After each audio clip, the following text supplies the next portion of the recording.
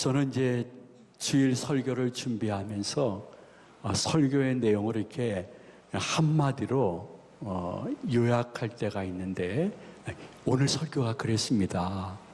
그래서 말씀 내용을 제가 준비하면서 느낀 게 뭐냐면 기억하면 기념되고 기념하면 기쁨과 기운이 회복되는구나, 그걸 느꼈어요. 우리 한번 다 같이 화면 보면서 봉독합니다. 기억하면 기념되고 기념하면 기쁨과 기운이 회복됩니다. 아멘. 이게 어느 경건서장에서 나왔나? 어느 유명한 분이 말씀하신 것인가? 아닙니다. 제가 만든 겁니다. 왜냐하면 그 은혜가 되었어요. 아마도 성도님들이 마푸치의 부족은 아니지만은 여러분들이 이 3부 예배에 혹은 시청하시는 분이 이 말씀을 듣고 있다는 것은 아마도 지난날 어느 때 어느 사건 그 누구를 통해서 여러분들도 하나님이 살아계시는구나,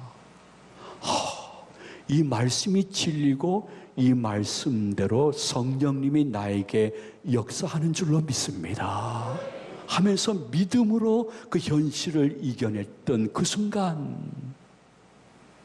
그것을 가끔 기억하게 되어지면 지금 흐트러진 믿음과 의심 혹은 나태해진 내 신앙생활을 회복하는데 굉장히 좋은 역할을 할 수 있다는 것입니다. 여러분들 마음속에 모태신앙이라 할지라도 마음속에 어느 날 이런 순간이 있었을 것입니다. 이래서 사람들이 교회를 열심히 다니는구나.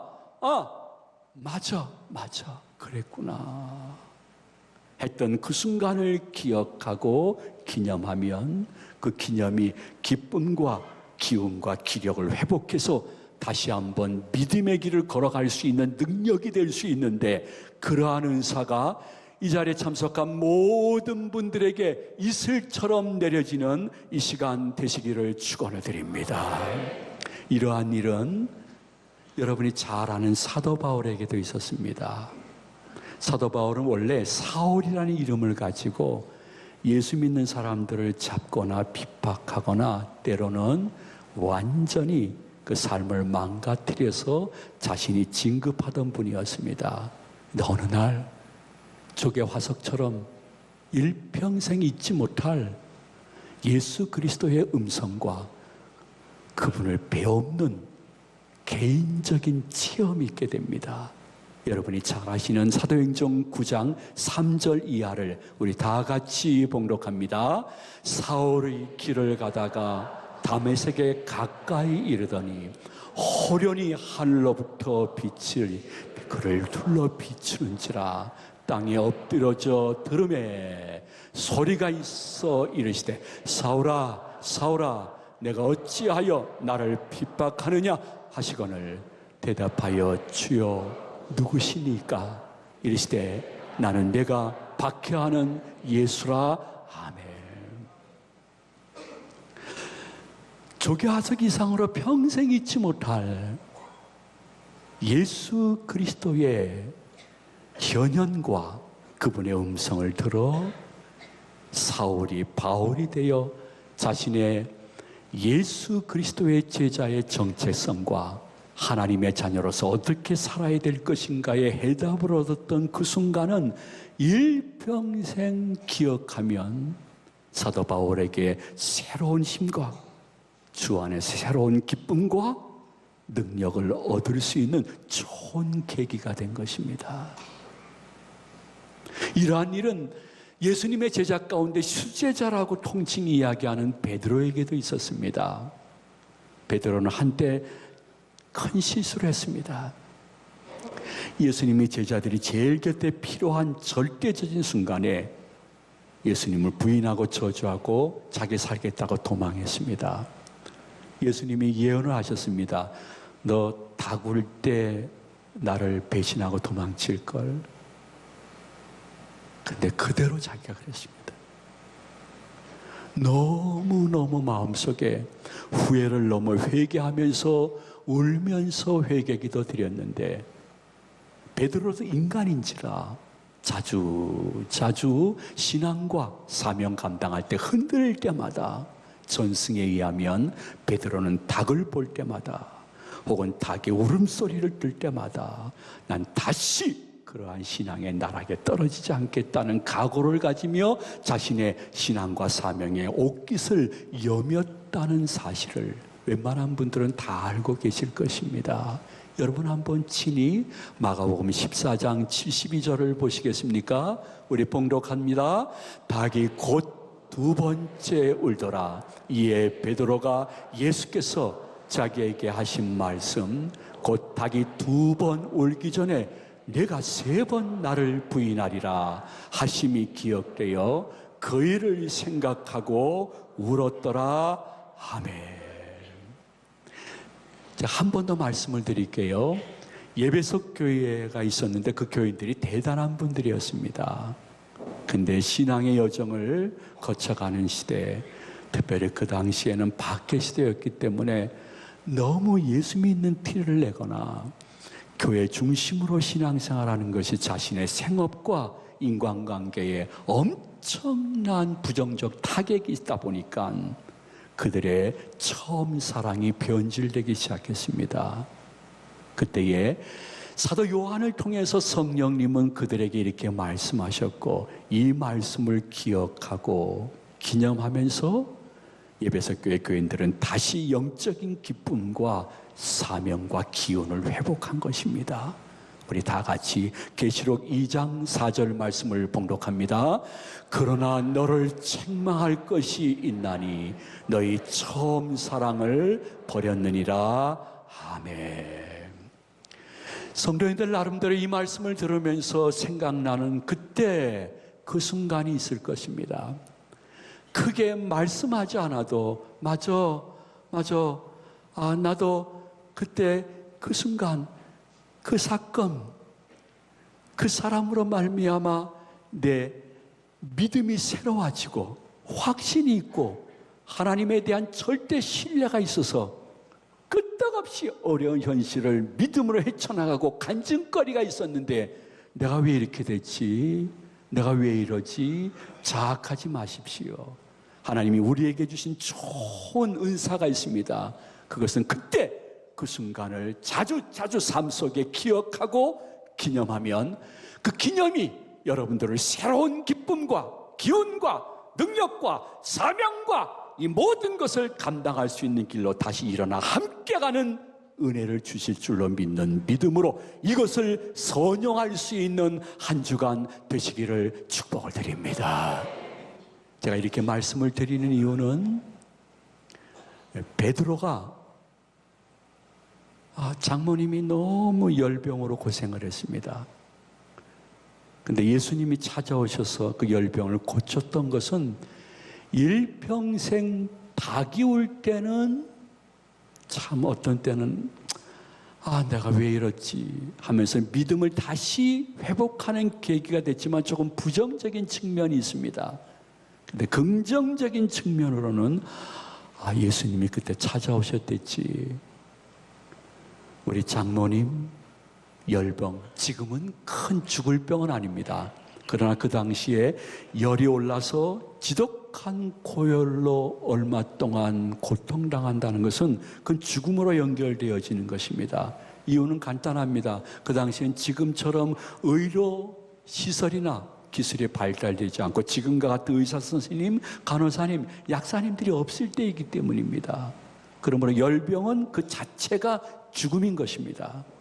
근데 그때 주님께서 오셔서 내 장모의 열병을 떠나게 해줬던 그것은 긍정적인 측면에서 자신이 흔들릴 때마다 자신이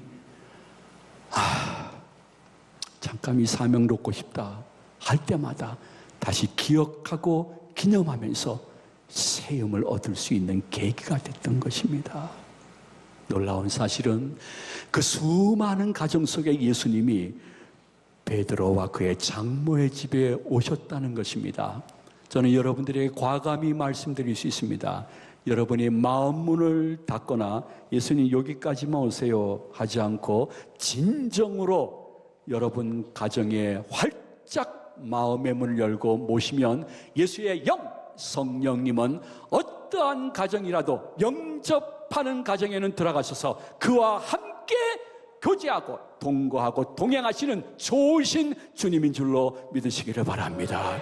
여러분의 삶 속에 주님을 영접하는 성도가 이 가운데 꼭 있으시기를, 그러한 시청자님이 계시기를 주님의 이름으로 축원을 드립니다. 근데 놀라운 사실은 주님은 들어가셔서 베드로의 장모의 열병을 보셨다고 그랬습니다. 예수님이 보신 것입니다. 보셨다는 것은 관심을 표현하고 그 병명을 아시고 치료 방법을 아셨다는 말씀과 동일한 내용인 것입니다.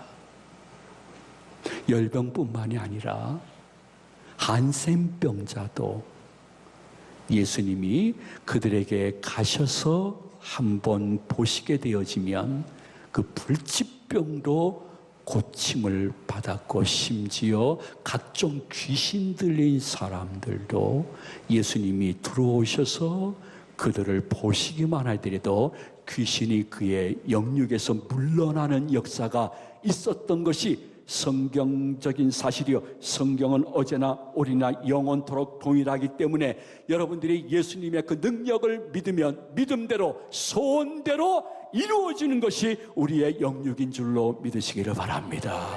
오 주님, 저에게 오소서. 제가 영접합니다. 환영합니다. 그리고 저를 보시고 저의 형편을 아시고 치료와 해결 방법을 아시는 주님께서 역사하여 주시옵소서. 이것이 믿음인 것입니다. 그런데 예수님은 보실 뿐만이 아니라 예수님은 손을 내밀어 장모의 열병의 치료를 시작하십니다. 예수님은 지금도 여러분이 거부하지 않으면 성령으로 오셔서 여러분들에게 손을 내밀어 축복하시고 회복하시고 새 힘을 주실 수 있는 능력의 우리 영육의 구주이신 것입니다. 예수님은 손을 내밀기도 하고 손을 대시기도 하지만은 12의 혈류증 걸렸던 여인은 예수님께 찾아가서 예수님의 옷자락을 붙잡았습니다. 예수님이 손을 대시기도 하지만은 더 적극적인 성도는 율법적으로 12의 혈류증 걸렸던 여인이 군중 속을 헤쳐나간다는 것은 거의 죽음과 같은 나쁜 행동인데, 죽으면 죽으리라 해가지고 예수님 곁으로 달려가서 예수님의 옷자락을 살포시 만진 것 같으나 와락 만지면서 주여, 저의 12해 동안 흘렸던 혈류증을 제거시켜달라고 했을 때 그 믿음대로 예수님의 능력이 그의 몸에서 나가고 그 여인의 혈류의 근원을 제거시킴으로 말미암아 그 즉시 예수 그리스도를 수종드는 제자가 된 줄로 믿으시기를 바랍니다. 그러므로 여러분들, 예수님이 내 마음속에 오시고 내 마음을 만져주시든지, 여러분들이 예수님께 찾아가고 예수님의 옷자락을 만지는 심정으로 기도하고 찬양하고 기대하면 기쁨과 기적이 지금도 이루어진다는 사실을 믿음으로 받으시는 우리 저희 가족들 되시기를 소망을 드립니다. 그렇게 되니까 베드로의 장모의 열병이 떠났다고 했습니다. 고침 받았다고 말하지 않았습니다. 떠났다고 했습니다. 그러므로 베드로의 장모는 자신의 육신을 잘못 관리해서 열병에 들기도 했지만은 떠났다는 거 보니까 귀신이 들어왔다 나가버린 것입니다. 귀신의 역사도 포함되어 있는 것입니다.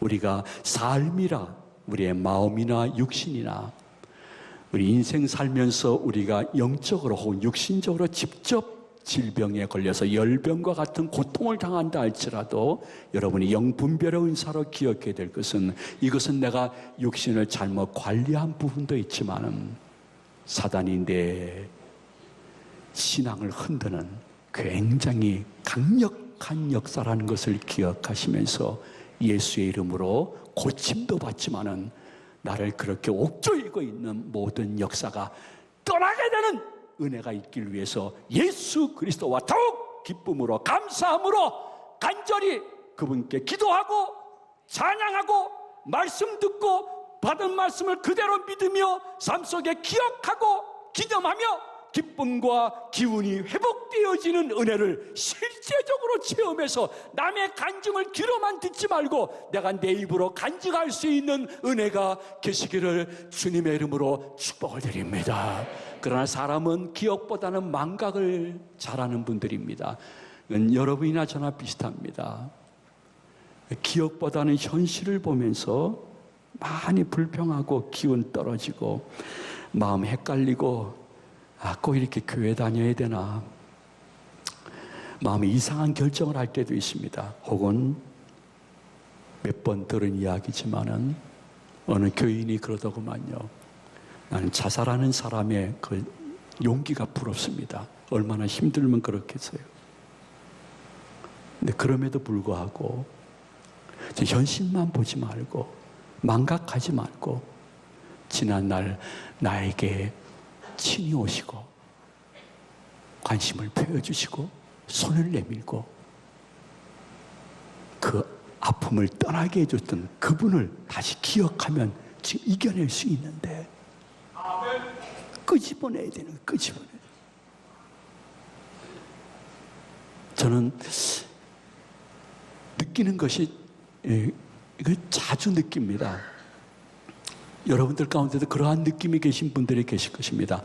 내 믿음이 흔들리거나 내 신앙이 자꾸만 의심의 세계로 들어가는 것이 원인이 이 세상일까 혹은 귀신 사단일까. 맨 처음엔 그랬는데 정말 점점 성경을 보면 볼수록 아니다. 그 원인이 바로 나구나. 내가 제일 큰 적이구나. 이 세상에 세상이라든지 사단, 어떠한 사람, 귀신이 적이 아니라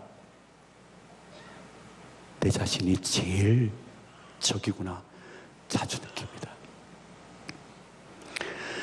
그 당시 유대인들에게는 지금과 달리 고기를 먹을 수 있다는 것, 값비싼 술을 한번 마실 수 있다는 것은 1년에 몇 번 되지 않는 시대였습니다.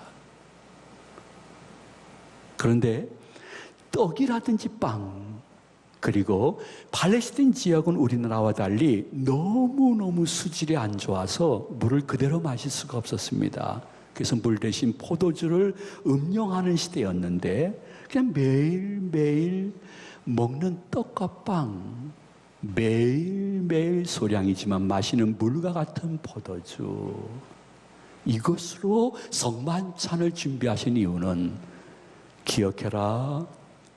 나 예수는 너의 영육의 구주다. 너를 위해서 내가 목숨 버린다.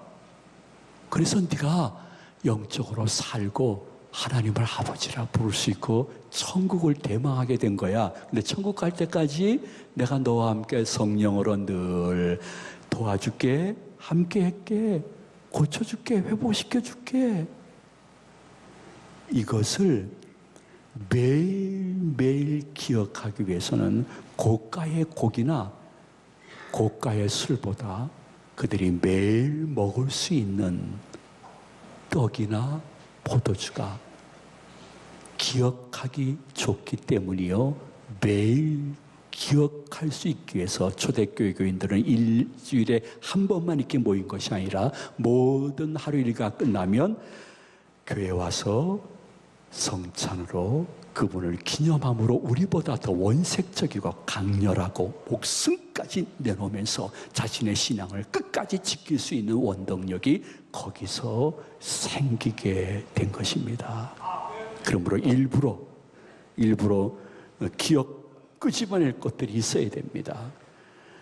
저는 오래전에 들으신 분들 많으실 거예요. 원로 목사님이 야야 이 목사 이리 와봐.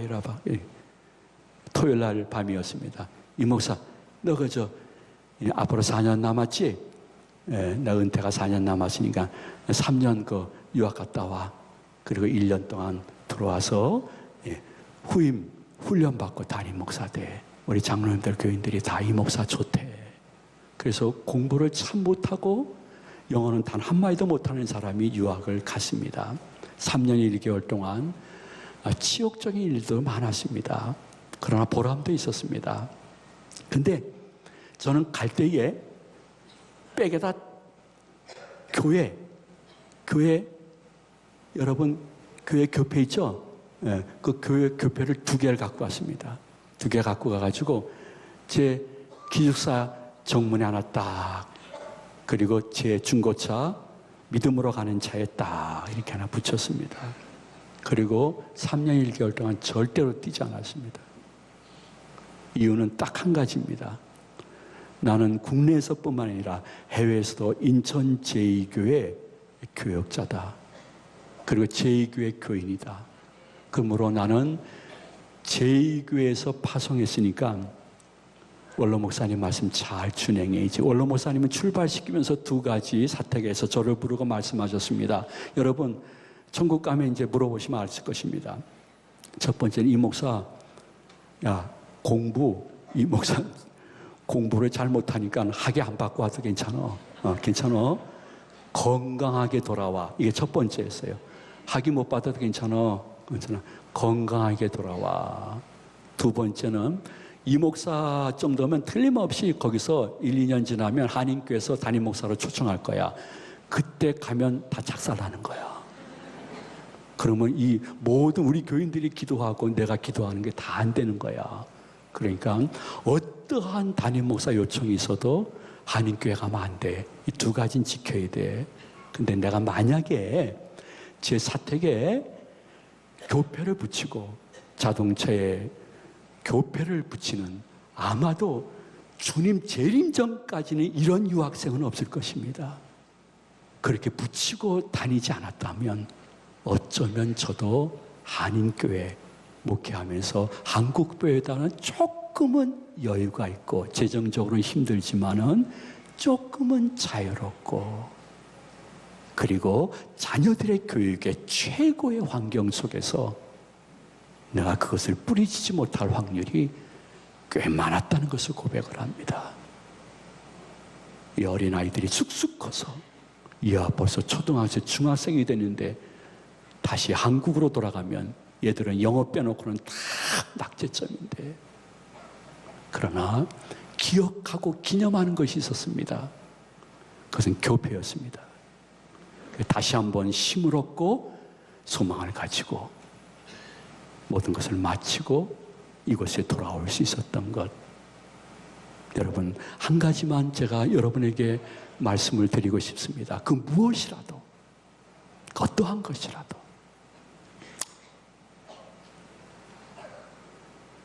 그것이 기억하면 너무너무 힘이 나는 일이나, 그것이 기억하면 너무 내가 치졸스러운 모습이었기 때문에 후회스러운 것이라 할지라도 기억하고 기념하면 신앙적으로는 다시 기쁨과 기운을 회복할 수 있습니다. 답안지, 시험지 쓸 때에 아무것도 안 쓰는 것보다 아무것도 모르지만은 그래도 때려 맞춰서 쓰는 게 낫습니다. 그게 제 경험입니다. 훨씬 낫습니다.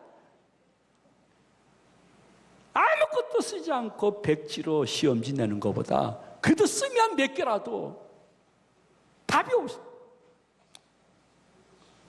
여러분이 이 말씀 듣고 그냥 흘러버리고 일주일 사는 것보다 이 말씀을 한두 마디라도 적용하고 한두 번이라도 적용하면서 오늘 장로님 기도처럼 회개는 조금 줄어들고 감사와 간증과 그리고 기운찬 모습으로 다음 주 만나 뵙는 은혜가 계시기를 예수님의 이름으로 축원해 드립니다. 축복합니다.